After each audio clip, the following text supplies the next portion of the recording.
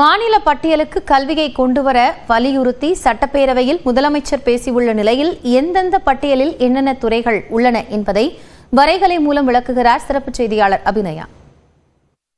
மத்திய மாநில அரசுகளுக்கு அதிகாரம் இருக்கக்கூடிய துறைகள் சார்ந்து நிறைய விவாதங்கள் மத்திய மாநில அரசுகளுக்கிடையே போயிட்டு இருக்கு.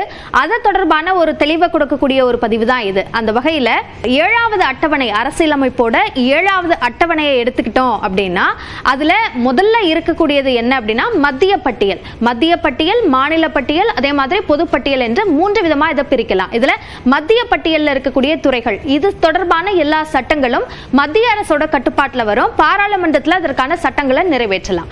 அடுத்ததாக மாநில பட்டியல் என்பது அந்த 7வது அட்டவணையில் கொடுக்கப்பட்டிருக்க 2வது அம்சம். இந்த மாநில சட்டமன்றங்கள்ல இது தொடர்பான சட்டங்களை நிறைவேற்றலாம்.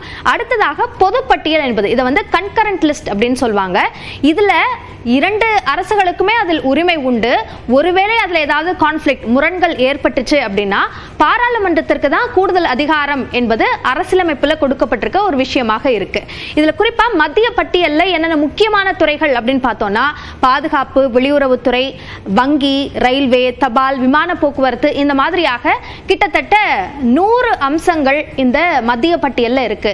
ஒரிஜினலா 97 இருந்தது. அதற்கு பிறகு செய்யப்பட்ட சில சட்ட திருத்தங்கள்ல கூடுதலாக சேர்க்கப்பட்ட இப்போ 100 அம்சங்கள் மத்திய பட்டியல்ல இருக்கு. அடுத்ததாக மாநில பட்டியல்னு எடுத்துக்கிட்டோம்னா வேளாண்மை, காவல்துறை, உள்ளாட்சி நிர்வாகம், மக்கள் நல்வாழ்வுத்துறை, அதாவது மருத்துவம், மது வர்த்தகம், மாநில பொது சேவைகள், இந்த அம்சங்கள் உள்ளிட்ட 61 மாநில பட்டியல்ல இருக்கு. 66 இருந்தது. ஆனா அதற்கு பிறகு அதுல மாற்றங்கள் செய்யப்பட்டது.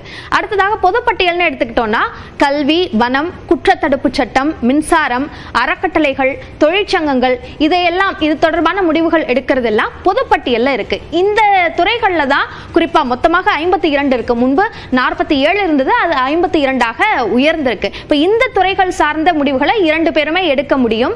ஆனால் இதுல கூடுதலான அதிகாரம் பாராளுமன்றத்திற்கு, அதாவது மத்திய அரசுக்கு இருக்கு என்பது அரசியலமைப்புல சொல்லப்பட்டிருக்கு. அடுத்ததாக இந்த எண்ணிக்கை மாற்றத்திற்கான அடிப்படையான காரணம் இதுதான். 1976 42வது சட்ட திருத்தம் கொண்டு வரப்பட்டது.